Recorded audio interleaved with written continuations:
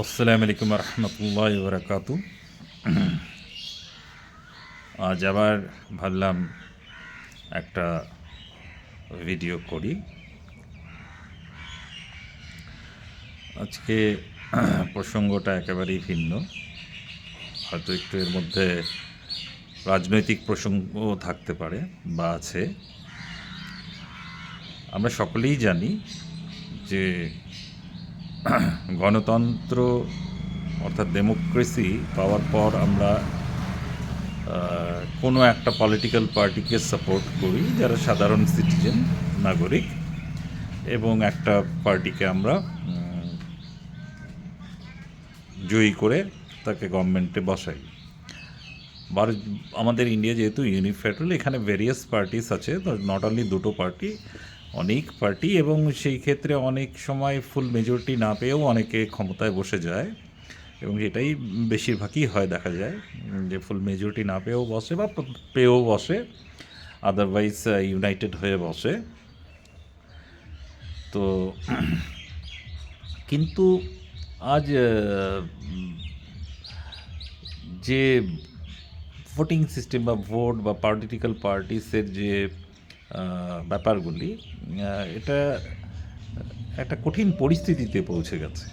মানুষ বুঝতে পারছে না। যেটা হয়েছে সেটা হলো, ধরে রাখুন, পলিটিক্যাল পার্টিসগুলো নিজের এজেন্ডার মধ্যে না থেকে ইডিওলজির মধ্যে কী আছে জানি না, বেশিরভাগ পলিটিক্যাল ড্রামা হচ্ছে। এবং এটা বহু ক্ষেত্রেই দেখা গেছে, ইউনিফেডারেল যখন কোনো কিছু থাকে, যেমন ধরুন স্টেটে একটা পার্টি এবং কেন্দ্রে আরেকটা পার্টি, তো স্টেটে যে পার্টি রান করছে তার স্টেটে যে ক্ষমতাসীন পার্টি, এবং কেন্দ্রে সে তার মধ্যে একটা ওয়ার থেকে যায়, অনেক সময় লড়াই হয়, আবার অনেক সময় দেখে যায় যে পলিটিক্যাল একটা ড্রামা হয়ে যায়।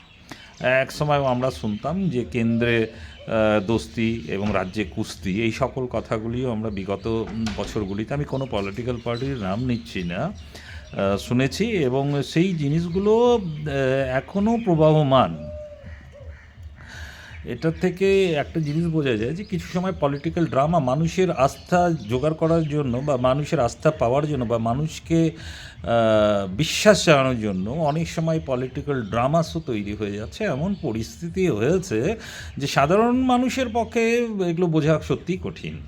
এটা যারা একটু বোঝে বা যারা ডিপলি চিন্তা করে বা যারা প্রকৃত অক্ষরেই এডুকেটেড, তারা কিন্তু এই ব্যাপারগুলো একটু বুঝতে পারে, উপলব্ধি করে, কিন্তু তারা সংখ্যায় খুবই কম, এবং যার ফলে বেশিরভাগ মানুষ হয় কি বুঝতে ভুল করে, এবং আমরা একটা স্টেজড ওয়ার করি, যাতে আমি হয়তো দেখাবার চেষ্টা করছি যে আমি ওর বন্ধু নই বা আমি ওর শত্রু। আদতে আমাদের মধ্যে বন্ধুত্ব থাকলেও সেটাকে আমরা ওয়ারে দেখাবার চেষ্টা করি যে আমরা বন্ধু নই, আমরা শত্রু, এবং সেটাকে একটা স্টেজে মানুষ যখন বিশ্বাসযোগ্যতা হারিয়ে ফেলে, তখন এই পলিটিক্যাল ড্রামাসগুলি চলে আসে এবং মানুষকে পুনরায় এমনভাবে এগুলো স্টেজ করা হয়, এবং মিডিয়া এমনভাবে এর উপরে ঝাঁপিয়ে পড়ে এবং এমন ফোকাস করে, মানুষ ভাবে যে না, সত্যি আমি তো ভাবছিলাম যে এরা বন্ধু, কিন্তু এরা তো শত্রু দেখছি। এটাই বাস্তব। এবং ওয়ারগুলো এমনভাবে করা হয়, এমনভাবে স্টেজ করে করা হয় যে it becomes difficult for general people, সাধারণ মানুষের জন্য বোঝা মুশকিল হয়ে যায় যে আমরা তো ভেবেছিলাম এরা সত্যিই শত্রু, বন্ধু, এবং এদের ভিতরে ভিতরে আতাত আছে, কিন্তু সেটা লাস্ট স্টেজে গিয়ে দেখা গেল যে এমন কিছু ঘটনা ঘটে গেল সরকার দ্বারা যে এদের তো মারাত্মক শত্রুতা, আমি তো ভুলছিলাম। কিন্তু আদতে কি তা নয়। এটাকে একটু ইন্ট্রোস্পেকশন করে যদি দেখা যায়, আপনারা মেইন জায়গাগুলো একটু চেক করতে হয়। মেইন জায়গাগুলো কি পয়েন্টে চেক করতে হবে যে এইসব ড্রামাস কখন স্টেজ করা হয় এবং সেই পিরিয়ডটা কী। যদি আমরা বিগত ইলেকশনগুলিও দেখি দেশের মধ্যে একটা জিগির তোলার জন্য ইলেকশনগুলোর আগে মারাত্মক সব ঘটনা ঘটে থাকে। পুলওয়ামার মতো ঘটনা, উড়ির মতো ঘটনা, পেহেলগাঁওয়ের মতো ঘটনা। এখন এই ঘটনাগুলো ঘটার পর আদতে কালপ্রিটসরা কি সাজা পায়? তারা কি ধরা পড়ে? আমরা পেহেলগাঁও দেখেছি যে নিরীহ মানুষগুলো মারা যাওয়ার পর সেখান থেকে সেখানে মেরে পালিয়ে যায় লোকে, ইয়েরা, কিন্তু তাদের আর খুঁজে পাওয়া যায় না, তারপরেও ধরা পড়েনি। কিন্তু এটা বিগত পরবর্তীতে অনেক কিছু হয় এবং এটা একটা দেশের মধ্যে আলোড়ন সৃষ্টি করে এবং মানুষ তখন একদম এই করছে সেই করছে, সব একটা মারাত্মক পরিস্থিতির সৃষ্টি হয়। আমরা পুলওয়ামার ক্ষেত্রেও দেখেছি আরডিএক্স দিয়ে কতগুলি জওয়ান ভাইদের আমাদের প্রাণ চলে যায়, কিন্তু আরডিএক্সটা কোথা থেকে এলো, আরডিএক্স কীভাবে ওখানে পৌঁছলো এবং তাদেরকে ওই ভয়ঙ্কর রাস্তা দিয়ে কেন নিয়ে যাওয়া হলো, এই প্রশ্নগুলি থাকে, কিন্তু এগুলোর উত্তর এখন অবধি আসেনি আর ভবিষ্যতেও আসবে না। সেটা একেবারে নেতাজি সুভাষচন্দ্র বোসের অন্তর্ধান যেমন এখনও আমরা ক্লিয়ার করতে পারিনি, ওই সেম জিনিস সদিয়েও সেই দেশ চলে আসছে। যারাই ভালো কাজ করেছে, নেতাজি সুভাষচন্দ্র বোসের মতো মানুষ, তিনিও অদৃশ্য হয়ে গেছিলেন এবং সেটা এখনও আমাদের কাছে একটা এনিগমা, একটা মিস্ট্রি। ঠিক সেইভাবেই দেশ স্বাধীনতা হওয়ার ৭৮ বছর চলছে, এখনও সেই সকল জিনিসই জিনিসগুলো চলছে এবং মানুষ এর মধ্যে পেছনে পাগল হয়ে যাচ্ছে। ঠিক সেইভাবেই যেমন একটা ইলেকশনের আগে বিভিন্ন সব বোম্বিং হয়, আমি বুঝি না এই সকল ভয়ঙ্কর মানুষরা ঠিক ঠিক ইলেকশনের আগেই এরা বম ব্লাস্ট করে, মানুষকে মারে, কেন এসব করে, what is the purpose behind it, এটা বুঝতে হবে। এবং ঠিক এখনও দেখা যাচ্ছে পলিটিক্যাল পার্টিসগুলোর মধ্যেও কার সঙ্গে কার ফ্রেন্ডশিপ আর কার সঙ্গে কার এনিমিটি, এটা বুঝতে হবে, এটাকে ক্লিয়ার হতে হবে। শুধু ওই মেয়ার কিছু ওই দুনিয়ার ধরে নেন কোনো সংস্থা দিয়ে কাউকে চেক করানো হলো, তাতেই প্রমাণ হয়ে গেল যে আমি তার এনিমি, এসব কিন্তু আজকাল আর মানে সাধারণ মানুষকে বুঝতে হবে এগুলো সব স্টেজড ওয়ার। এগুলোকে কোনো কিছুকে ক্যামোফ্লেজ করার জন্য, ঢেকে দেওয়ার জন্য এগুলো তৈরি করা হয় এবং ভাই তুমি তোমার জায়গায় সুখে থাকো, আমি আমার জায়গায় সুখে থাকি, আমাদের মধ্যে এই ভেতরে ইনভার্স রিলেশনশিপ যেটাকে বলে, ভেতরেই সম্পর্কটা আমাদের থাকবে। তো সাধারণ মানুষ যদি বোকা হয়, সিটিজেন যদি প্রকৃত অর্থে শিক্ষিত না হয়, এই ব্যাপারগুলো ঘটে থাকে। এবং দুঃখের বিষয় হচ্ছে আমাদের এখনও সিটিজেন্সরা এই পরিস্থিতিতে আসেনি যে এই জিনিসগুলোকে ইন্ট্রোস্পেক্ট করবে। আমরা এখনও ধর্মীয়ভাবে লড়াই করি, আমরা এখনও না বুঝে মানুষকে ব্লেম করি, আমরা না বুঝেই কাউকে গালি দেই, আমরা না বুঝেই কারো বদনাম করি, ভেরিফিকেশন করি না। কিন্তু এই জিনিসগুলো একটু বুঝতে হবে। আজকে আমরা বড় বড় ভাষণ দিয়ে দিই দারিদ্রতার উপরে, সব কিছু মানুষের দুঃখ দুর্দশা হবে, কিন্তু দেখা যায় যে আমরা নিজেরাই এসব ফলো করি না এবং আমরা একটা খুব সুন্দর জায়গায় আছি এবং আমাদের একটা ইউথ সম্পত্তি হয়ে গেছে এবং আমি পলিটিক্যাল ভাষণ দিয়ে বেড়াচ্ছি এবং মানুষকে বোকা বানাচ্ছি। এই চলছে চারিদিকে, এটাই চলছে চারিদিকে। এটা থেকে মানুষকে একটু সাবধান হতে হবে, স্টেজ নিতে হবে। কিন্তু অনেকেই হয়তো মনে এটা কল্পনাও করে, কিন্তু সাহস পায় না, বিড়ালের গলায় ঘণ্টা বাঁধবে কে, কিন্তু কাউকে না কাউকে তো বাঁধতেই হবে এবং একসঙ্গে আসতেই হবে এবং এই সকল জিনিসকে প্রতিহত করতে হবে। এবং সেটা কারা পারবে? দেশের ইয়তরা পারবে, যারা দেশের ভবিষ্যৎ। কারণ কি এখন একটা জিনিস বুঝতে হবে যে প্রেয়ার্স বা ধর্ম মানুষকে করতে হবে, আমি তার বিরুদ্ধে নই, ধর্ম তো করতেই হবে, প্রত্যেকটা মানুষকেই নিজ নিজ কর্মের ফল ভুগতে হবে। কিন্তু এখন যেটা দরকার, একটা সরকার যখন আমরা গঠন করেছি, সেই সরকারের উচিত কি এমপ্লয়মেন্ট জেনারেট করা, ভালো শিক্ষা ব্যবস্থা দেওয়া এবং ভালো চিকিৎসা ব্যবস্থা দেওয়া, প্রত্যেকটা বাড়িতেই যেন মানুষ এমপ্লয়েড হয় সেই ব্যবস্থা করে দেওয়া, ইন্ডাস্ট্রিয়ালাইজেশন করা এবং গুড স্কোপস তৈরি করা, এই সকল জিনিসগুলো দরকার একটা গভর্নমেন্টের। কিন্তু সেগুলো না করে আমাদের বুঝতে হবে যে আমরা কোন পথে যাচ্ছি, আমরা কোন পথে যাচ্ছি। আমরা মন্দির মসজিদের পথে চলে যাচ্ছি। সেটা তো নিজস্ব পথ, সেটা ধর্মীয় পথ, কিন্তু সকলের জন্য যখন আমরা ইউনাইটেডলি এক জায়গায় সকলেই মানুষ থাকি, তখন আমাদের যেটা মেইন দরকার, কর্মসংস্থান দরকার, একটা ভালো শিক্ষা প্রতিষ্ঠান দরকার, গুড হেলথ চিকিৎসার ব্যবস্থা দরকার, একটা গুড অ্যাম্বিয়েন্স দরকার। এই সকল জায়গায় কোনো সরকারকে দেখা যাচ্ছে কি? যাচ্ছে না আমি বলবো না, কিছুটা করা হচ্ছে, কিন্তু যেই মাত্রায় করা দরকার সেটা কিন্তু হচ্ছে না। সেটাকে খুব প্রয়োজন। এবং মানুষকে বোকা বানাবার জন্য বিভিন্নভাবে আজকে কিছু মানুষ আছেই, এই যে ধরে নেন একটা সরকার বলছে আমি মসজিদ তৈরি করে দিচ্ছি, কেউ একজন মসজিদ, মুসলিমরা সেই খুশি, মসজিদ তৈরি আছে। ভাই মুসলিম ভাইরা, আপনারা আমাকে একটা জিনিস বলেন, মসজিদ কি কারো টাকা দিয়ে করা যায়? না নিজস্ব টাকা দিয়ে ইচ্ছায় কাউকে প্রেশারাইজ না দিয়ে করতে হবে, যেটা প্রথম দিন থেকে। মসজিদকে বিভেদ ভাগ করা যায়? একটা জামাতে দুটো মসজিদ প্রয়োজনবিহীনভাবে কি তৈরি করা যায়? একটাই মসজিদ ভরুন, তারপরে যদি প্রয়োজন হয় সকলের মাসোয়ারা করে আবার টাকা তুলে সেটা করবেন। কিন্তু সরকার যদি মসজিদ বানা দেয়, খুশি হয়ে যাবেন আর করবেন। এইটা তো ধর্মেই বলেনি। আমি অন্য ধর্মের কথা বলছি না, আমি যেহেতু মুসলিম, আমি মুসলিমদের কথাই বলছি যে আমাকে একটা মসজিদ তৈরি করতেই হবে, এবং সেই মসজিদকে আমার নিয়ত হচ্ছে নামাজ পড়ার নয়, আমার হচ্ছে রাজনীতি করার নিয়ত। ঠিক সেইভাবেই অন্য ধর্মীয় প্রতিষ্ঠানগুলোও সেইভাবে তৈরি করা হচ্ছে, এবং সেটাতে মানুষ আবার খুশি হচ্ছে।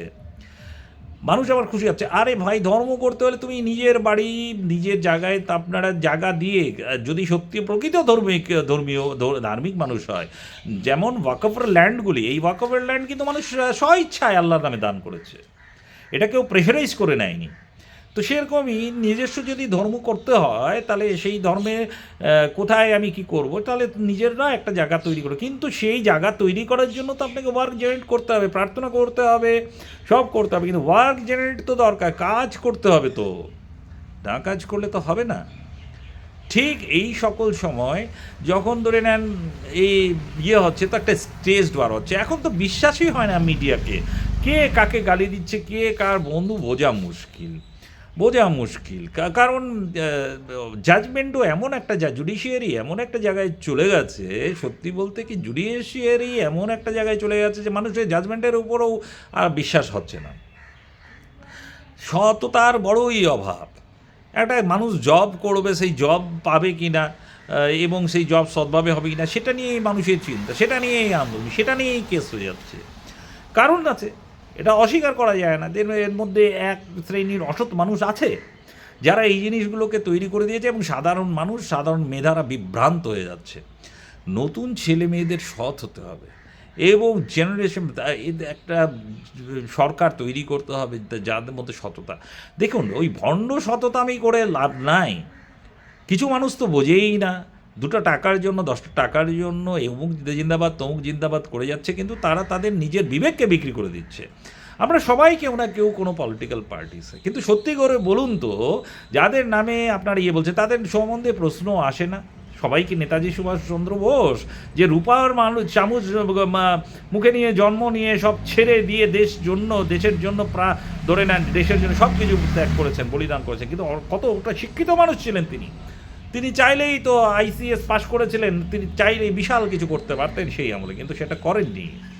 সেটা না করে তিনি রনে বনে জঙ্গলে ঘুরে বেরিয়েছেন ভারতবর্ষকে স্বাধীন করার জন্য, প্রত্যেকটা মানুষকে একত্রিত করার জন্য। কিন্তু আজকে যখন আমরা স্বাধীন, তখন দেখা যাচ্ছে যে এই সকল মানুষ যারা নেতৃত্ব দিচ্ছে, এরা কি বলবো, কেউ মানে এমন ভণ্ড টাইপের মানুষ। যেমন আশারাম ছিলেন, জানেন, এই যে আশারাম, তারপরে ডেরা সচ্চা সাদ্দা ডেরা সচ্চা কি রাম রহিম কি, এই সকল মানুষ এরা হচ্ছে পূজিত হয়েছে। কিন্তু কি দেখা যাচ্ছে, এরা কত বড় ভণ্ড ছিল। সেরকম প্রত্যেকটা জায়গায় আমি একটা বিশেষ বলছি না, এরকম প্রত্যেকটা ধর্মেই কিছু ভণ্ড আছে যারা মানুষকে মিসরিপ্রেজেন্ট করে, এবং এই সকল মানুষ, সবচেয়ে মুশকিল হচ্ছে আমাদের মাথায় রং নাম্বার দিয়ে দেয় মানুষ। এই সকল মানুষ এই রং নাম্বার থেকে, আজকে একটা মানুষ যখন এই ব্যাপারগুলো বুঝতে পারে না, তারা ভুলবশত আর আমরা নিজের স্বার্থ দেখে আমরা ভুলটাকেও সাপোর্ট করে যাই। সবচেয়ে বড় প্রবলেম হচ্ছে এটা। আমরা দেশের কথা কেউ চিন্তা করি না, আমাদের ভবিষ্যৎ প্রজন্মের কথা কেউ চিন্তা করি না। আজকে আমাদের মধ্যে অ্যাকাউন্টেবিলিটি নেই এবং আমরা অতিরিক্ত কোনো খাদে খরচ করি। এর আগেও পূর্বে আমি বলেছি, মানে অপচয়টা বেশি করি, কিন্তু মানুষের হয়ে কাজ কম করছি। মানুষের যেটা প্রয়োজন সেটা করছি কম। এর অর্থই না যে মানুষকে একেবারে ফ্রিতে সব দিতে হবে, কিন্তু মানুষকে তৈরি করে আনতে হবে এবং তাকে ওয়ার্কের একটা রাস্তা করে দিতে হবে, উন্নতি করতে হবে। প্রযুক্তির সঙ্গে নিজেদেরও উন্নতি করতে হবে, নিজের চিন্তাধারার উন্নতি করতে হবে। প্রত্যেকটা বিয়েতেই এটাকে প্রত্যেককেই মনে রাখতে হবে। আজকে স্টেজড ওয়ারগুলো হচ্ছে পলিটিক্যাল পার্টিসদের মধ্যে, কেমন ড্রামাগুলো দেখলে মানুষ বিশ্বাস করবে না, ভাববে এরা সত্যিই শত্রু, কিন্তু শত্রু নয়, এরা শত্রু নয়। দিস আর অল স্টেজড ওয়ার্স। আজকে যদি প্রকৃত অর্থে জাজমেন্ট এবং করা হয়, তাহলে এরা যারা এখানে আছে, যারা এখন মহান সেজে বেড়াচ্ছে, কেউ ভালো জায়গায় থাকবে না। They are bound to go behind the birds. কিন্তু বোঝাবে কে? মানুষ এখন ভালো জিনিসটাকেই খুঁজে পাচ্ছে না, বা কার কাছে যাবে এটাও একটা ব্যাপার, যে একটা কোন প্ল্যাটফর্মে যাবো, কাকে, ভালো মানুষকে খুঁজে নিতে হবে। এসবের কারণ কি, দেশটাকে স্বাধীন বহুত কষ্ট করে এর আগেও বলেছি আমি, করা হয়েছিল, এবং এই দেশকে এগিয়ে নিয়ে, এই দেশ পৃথিবীর শ্রেষ্ঠ দেশ হতো যদি আমরা সকলে অনেস্ট হতাম এবং আমরা প্রকৃত অর্থেই অনেস্ট হতাম। আজকে যে হারে বাজেটিং হয়, সেই ইয়েগুলো যদি সঠিকভাবে মূল্যায়ন করে আমরা কাজ করতাম, তাহলে সত্যি এই দেশ সোনার দেশ হতো। কিন্তু দুঃখের বিষয় যে আমরা প্রতি বছর প্রতিশ্রুতি পাই এবং মিথ্যা প্রতিশ্রুতির উপর দিয়ে 10%, 15% কাজ হয়, 20% কাজ হয়, বাকি রিমেইনিং কাজগুলো থেকেই যায় এবং জাস্ট আমরা বলি জুমলা কেন হবে নির্বাচনী জুমলা, এটা মানুষকে বুঝতে হবে। আজকের গভর্নমেন্টের কি অ্যাকাউন্টেবিলিটি নেই? যখন একটা মানুষ হেলমেট পরে না, তাকে ফাইন করা হয় কেন? গভর্নমেন্ট তার জন্য চিন্তা করছে যে সে অ্যাক্সিডেন্ট করলে মারা যেতে পারে, তার ক্ষতি হতে পারে, তাহলে তাকেই ইয়ে দেওয়া হচ্ছে। কিন্তু গভর্নমেন্টের তো আরেকটা দিক আছে, যে রাস্তা যদি খারাপ থাকে তাহলে কে ফাইন কাকে করবে? তাহলে সিটিজেন অফ ইন্ডিয়ার কি এটা নেই যে হেলমেট আমি পরিনি, আমার নিজস্ব ক্ষতি হবে বলে আমাকে ফাইন দিচ্ছে? ভালো কথা, কিন্তু গভর্নমেন্ট যে রাস্তা তৈরি করার জন্য যে তাদের তাদের যে রেসপন্সিবিলিটি, সেটা কি আদৌতে তারা পালন করছে? একটা গুড ইনস্টিটিউশন দেওয়ার জন্য তারা যে রেসপন্সিবল, আমার যে পড়াশোনা করব, সেই পড়াশোনা করে যে আমি একটা ভালো মানুষ তৈরি হবে, সেটার জন্য আমি যেমন রেসপন্সিবিলিটি আমার আছে, গভর্নমেন্টের একটা গুড ওয়েল ইনস্টিটিউশন দেওয়ার রেসপন্সিবিলিটি তাদের। আজকে ডাক্তার তৈরি হচ্ছে না, ডাক্তারের মেডিকেল কলেজ বন্ধ করে দেওয়া হচ্ছে। কেমন ঘৃণিত কাজ! যেখানে চিকিৎসা ব্যবস্থা দরকার আর সেখানে মানুষ উৎফুল্ল, তাহলে এই মেন্টালিটির মানুষগুলো কী ধরনের মানুষকে সিলেক্ট করতে পারে, এটা বোঝাই যেতে পারে। আমাদের গ্রাউন্ড লেভেল থেকে আবার চিন্তা করতে হবে, আবার প্রাইমারি সেকশন, বাড়ি থেকে মানুষ বাচ্চাদের তৈরি করে আনতে হবে, গুড হ্যাবিটস গ্রো করতে হবে, হ্যাবিটসকে ক্যারেক্টারে পরিণত করতে হবে। আজকে খুব কঠিন পরিস্থিতির মধ্যে দেশ চলছে, মিডিয়া মিথ্যার পর মিথ্যা বলে যাচ্ছে, একে সবাই পর্যালোচনা নিয়ে বসে। আরে পর্যালোচনা কি? মানুষ যখন অনেস্ট হবে, পর্যালোচনার কিছুই নেই, সব ঠিকঠাক চলবে, ভুল হলে শুধরে নেবে। ইন্টেনশনাল ভুলকে মেনে নেওয়া যাবে না, আনইন্টেনশনাল ভুলকে শুধরে নেওয়া যেতে পারে, অনিচ্ছাবশত হয়েছে শুধরে নেওয়া যেতে পারে, কিন্তু যেগুলো ইন্টেনশনাল, শুধু প্রতিশ্রুতি, কি হবে? কি হবে যদি কোথাও একটা মসজিদ হয়, গির্জা হয়, মন্দির হয়, আমার কি হবে? আমি সেখানে গিয়ে জনগণের কি হবে? জনগণ কি ওখান থেকে বেতন পাবে?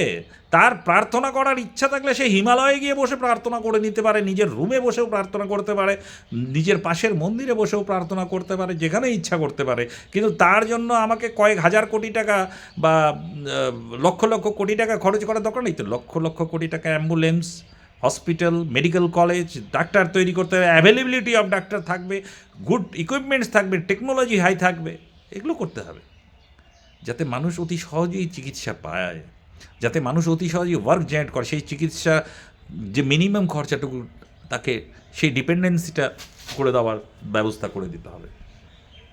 এসব না করে বিভিন্ন মানে টেম্পোরারি খরচ, ফেস্টিভ্যাল, কার্নিভাল, এই সব হ্যান ত্যান সব জায়গায় শুরু হয়ে গেছে।